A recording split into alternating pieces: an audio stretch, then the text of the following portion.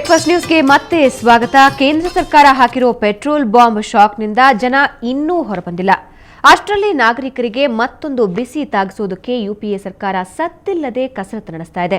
Petrol ಬೆಲೆ ಏರಿಕೆಯ ಬಳಿಕ ಡೀಸೆಲ್, ಎಲ್ಪಿಜಿ, ಸೀಮೆ ಎಣ್ಣೆ ಬೆಲೆನೂ ಕೂಡ ಏರಿಕೆ ಮಾಡೋ ಸಾಹಸಕ್ಕೆ ಕೇಂದ್ರ ಕೈ ಹಾಕ್ತಾ ಇದೆ. ಇದರ ಬಗ್ಗೆ ಇವತ್ತು ನಿರ್ಧಾರ ಪ್ರಕಟವಾಗುತ್ತೆ.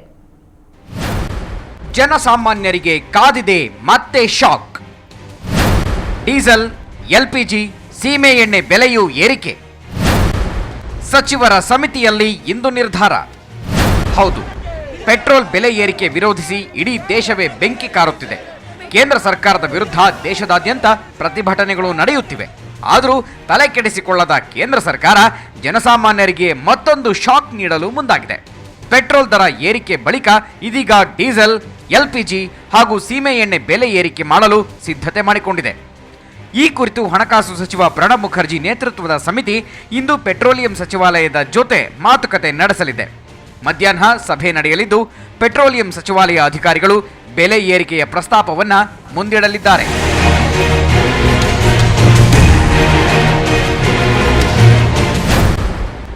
ಉರಿಯುವ ಬೆಂಕಿಗೆ ತುಪ್ಪ. ಪೆಟ್ರೋಲ್ ಬೆಲೆ ಏರಿಸಿದ್ರೂ ತೈಲ ಕಂಪನಿಗಳಿಗೆ ನಷ್ಟದ ಪ್ರಮಾಣ ಕಡಿಮೆಯಾಗಿಲ್ವಂತೆ.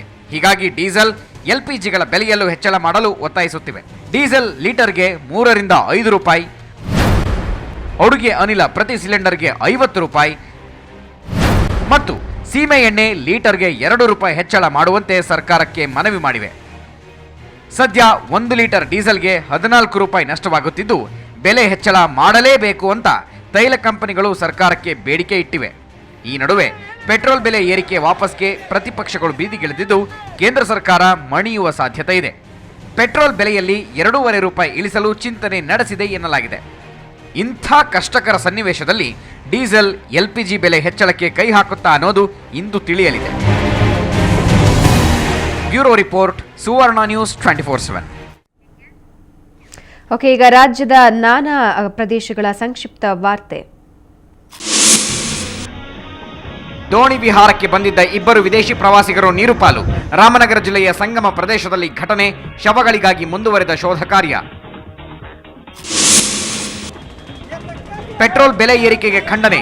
ಬೈಕಿಗೆ ಹಗ್ಗ ಕಟ್ಟಿ ಎಳೆಯುವ ಮೂಲಕ ವಿನೂತನ ಪ್ರತಿಭಟನೆ. ಗುಲ್ಬರ್ಗಾದ ಪಟೇಲ್ ವೃತ್ತದಿಂದ ಡಿಸಿ ಕಚೇರಿವರೆಗೆ ಎಐಎಸ್ಎಫ್ ಕಾರ್ಯಕರ್ತರ ಪ್ರತಿಭಟನಾ ರ್ಯಾಲಿ. ಮಂಗಳೂರು ಮೀನು ಲಾರಿಗಳಿಗೆ ಕೇರಳದಲ್ಲಿ ಅಡ್ಡಿ ಹಿನ್ನೆಲೆ. ರಾಜ್ಯದ ಮೀನು ಲಾರಿಗಳ ಸಿಬ್ಬಂದಿಯಿಂದ ಧಕ್ಕೆ. ಬಂದರು ಪ್ರದೇಶದಲ್ಲಿ ಪ್ರತಿಭಟನೆ. ಮೀನು ಸಾಗಾಟ ವ್ಯವಸ್ಥೆ ಸಂಪೂರ್ಣ ಸ್ಥಗಿತ. ಇಂದು ಹಾಲಿವುಡ್ನ ಮೆನ್ ಇನ್ ಬ್ಲಾಕ್ ಸರಣಿಯ 3ನೇ ಭಾಗ ರಿಲೀಸ್. 3ನೇ ಸರಣಿಯಲ್ಲೂ ನಿರ್ದೇಶಕ ಬ್ಯಾರಿ ಸೋನೆಲ್ಫೆಲ್ಡ್ ಕೈಚಳಕ. ಮತ್ತೆ ಏಜೆಂಟ್ ಜೆ ಪಾತ್ರದಲ್ಲಿ ಮೋಡಿ ಮಾಡಲಿದ್ದಾರೆ ವಿಲ್ ಸ್ಮಿತ್.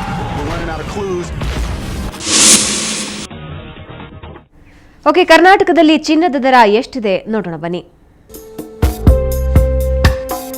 22 ಕ್ಯಾರೆಟ್ನ 10 ಗ್ರಾಂ ಚಿನ್ನಕ್ಕೆ 27,470 ರೂಪಾಯಿ. 24 ಕ್ಯಾರೆಟ್ನ 10 ಗ್ರಾಂ ಚಿನ್ನಕ್ಕೆ 30,270 ರೂಪಾಯಿ. ಇನ್ನು ವೆದರ್ ರಿಪೋರ್ಟ್ ನೋಡೋದಿದೆ. ಕನ್ನಡಪ್ರಭದಲ್ಲಿ ಏನಿದೆ ತಿಳಿಯೋಣ. ಅದಕ್ಕೂ ಮುಂಚೆ ಒಂದು ಚಿಕ್ಕ ಬ್ರೇಕ್.